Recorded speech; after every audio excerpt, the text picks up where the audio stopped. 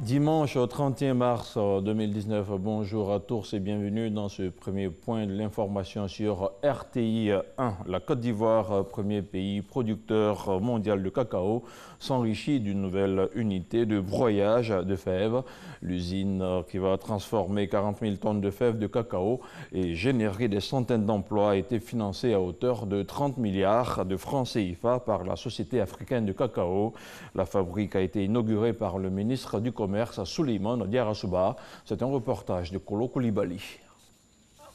Avec cette extension de l'usine de Sako à Abidjan, la transformation de fèves de cacao passe désormais à 90 000 tonnes. Au total, plus de 230 000 tonnes transformées par la société, mais l'entreprise n'entend pas s'arrêter là. Il y a, et vous le savez, un nombre croissant de chocolatiers ivoiriens très talentueux. Les marques domestiques se développent et c'est un développement auquel nous voulons et nous allons contribuer. C'est la raison pour laquelle l'année prochaine, j'espère inaugurer ce qui sera notre prochaine Académie du chocolat, un lieu magique dédié au cacao et au chocolat. La Côte d'Ivoire veut transformer 50% de la production de cacao. Cette usine vient matérialiser ainsi l'adhésion de la société à cette politique du gouvernement. Cette politique s'est élargie ces dernières années avec des incitations fiscales fortes, notamment le DUS différencié, qui ont permis d'atteindre 746 000 tonnes de capacité de broyage totale installée en 2018, propulsant notre pays, la Côte d'Ivoire, au rang de leader mondial de la transformation primaire avec les Pays-Bas. Les quantités de fèves broyées au titre de la campagne 2017-2018 s'élevait à 580 000 tonnes, représentant environ 33% de la production de la période. Pour accélérer la transformation du cacao, le représentant du chef du gouvernement invite les industriels à tirer profit des mesures incitatives. Le département dont j'ai la charge poursuivra ses actions d'accompagnement pour faire en sorte que le secteur de la transformation du cacao demeure compétitif et performant pour continuer à jouer son rôle de pionnier dans le développement industriel de notre pays. Je voudrais lancer un appel aux opérateurs économiques déjà installés ou qui envisagent de le faire, de s'engager aux côtés de l'État ivoirien pour développer la transformation du cacao en Côte d'Ivoire. Après avoir mis officiellement en marche l'usine, au nom du Premier ministre, Souleymane Diarra a visité les installations de la zone de décortiquage au magasin de produits finis, en passant par le broyage, le laboratoire et le moulage.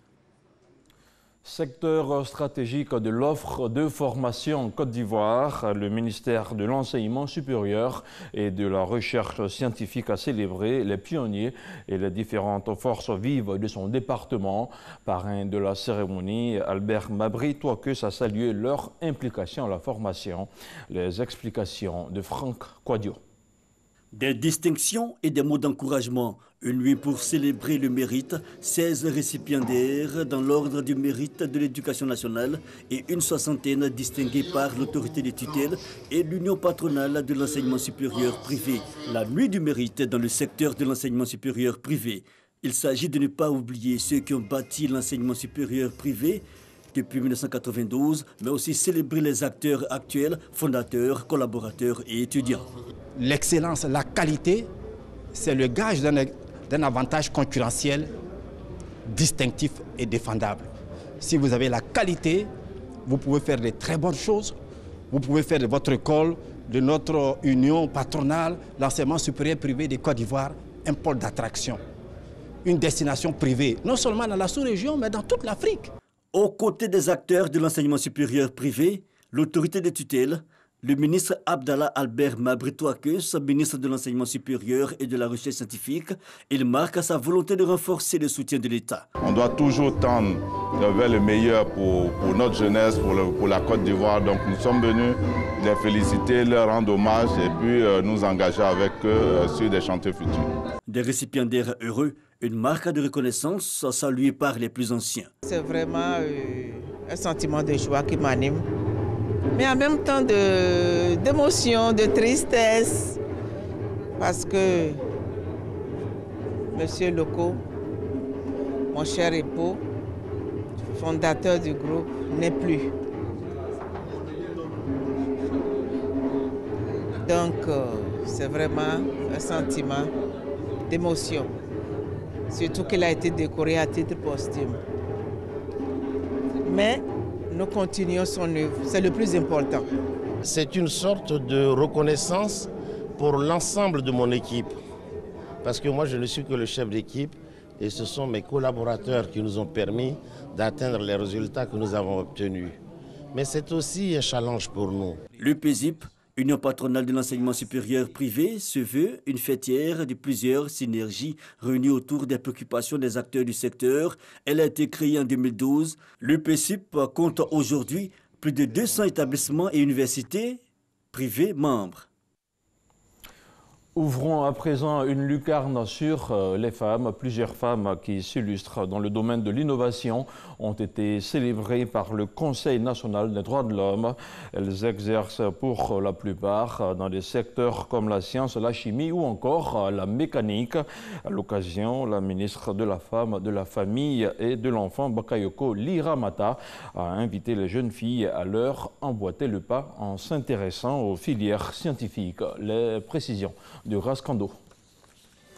29 femmes et un homme exerçant entre autres dans les secteurs du transport aérien, des sciences, des travaux publics, de la mécanique et des statistiques ont été distingués par le Conseil national des droits de l'homme. Cela est encore un énième son de cloche pour rappeler aux femmes la légitimité pour elles d'être participatives et représentative dans tous les secteurs touchant directement la question de l'innovation. Invitée spéciale à cette cérémonie de distinction, Jacqueline Hoble et la ministre de la Femme, de la Famille et de l'Enfant ont félicité les lauréats avant d'encourager les jeunes filles à s'intéresser à ces secteurs d'activité. La lutte doit continuer. Nous devons préparer pour demain un monde plus juste et plus prospère. Et pour cela, il nous faut percer le plafond de verre. Si nous nous mettons ensemble, nous pourrons avoir encore plus de mathématiciennes, plus de pilotes, plus d'agrégés. Vraiment, ça ne dépend que de nous. Le gouvernement a mis en place une politique de développement des filières dans le domaine des techniques et également créé des universités à vocation scientifique et technologique. Tout ceci pour dire l'intérêt de cette cérémonie de reconnaissance du mérite des femmes constituent donc des modèles qui peuvent inciter et amener les jeunes filles à s'inscrire davantage dans les filières scientifiques en vue de leur insertion dans les secteurs d'activité en lien avec la technologie, la science et l'innovation. La ministre Liramata Bakayoko a rappelé les réformes engagées par le gouvernement pour promouvoir les droits des femmes. Par exemple, la Constitution de 2016 qui consacre l'égalité homme-femme et la loi portant quota d'au moins 30% de femmes candidates dans les assemblées élues. Retour à présent sur le pas des esclaves avec la première édition des Journées mémorielles internationales de la route des esclaves qui se tiendra du 21 au 27 avril prochain. Il s'agit pour le ministère de la Culture et de la Francophonie de travailler à la préservation de la mémoire liée à l'esclavage. Les Boni, un peuple de la Guadeloupe qui serait originaire de la Côte d'Ivoire, sont les principaux invités de cette première édition. Plus de détails avec Serge Coléa. Deuxième pas important pour la Côte d'Ivoire dans le cadre de la mise en œuvre du projet Route de l'esclave initié par l'UNESCO en 1994. Après le lancement en 2017 à Kanganyazé, avec la présence d'Afro-Américains et de Guadeloupéens, les Boni de Guyane, descendants des Boni de Côte d'Ivoire, viennent sur les traces de leurs ancêtres. Pour la promotion de ce programme La Route de l'esclave, nous organisons la première journée internationale mémorielle. Et nous avons pour inviter les Boni de la Guyane. Les Boni dont on dit qu'ils seraient originaires de Côte d'Ivoire et principalement de Tiasalé. C'est la première fois qu'un pays africain organise ce type d'activité en prenant en charge tous les acteurs. Serge Billet, journaliste et écrivain franco-ivoirien basé en Martinique, participe à ce projet à la demande du ministère de la Culture et de la Francophonie. L'homme a réalisé une œuvre immense sur l'histoire des Boni de Guyane. Je pars du principe qu'en créant ces échanges-là, qui commencent par la Guyane, qui pourront se poursuivre avec les Antilles, nous mettons en place un certain nombre de processus. Et dans ce processus-là, il va y avoir un processus certes historique, un processus culturel, mais aussi pourquoi pas économique, puisque nous avons à la fois certes la même histoire, mais aussi les mêmes sols, le même climat, les mêmes cultures, comme l'igname, comme le manioc. Donc on peut tout imaginer. Nous ne faisons que commencer quelque chose qui peut nous déboucher sur quelque chose de beaucoup plus grand. Ces moments de souvenir vont se tenir du 21 au 27 avril 2019 en Côte d'Ivoire. Place à présent à l'actualité internationale avant de refermer cette page d'information. Et on démarre avec le Maroc où le chef de l'Église catholique est en visite au Maroc depuis hier samedi dans un appel commun émis avec le roi Mohamed VI. Le pape François Ier a pris position sur Jérusalem. Le souverain pontife enjoint, je cite, à conserver et à promouvoir le caractère spécifique et multireligieux, la dimension spirituelle et l'identité culturelle particulière de Jérusalem.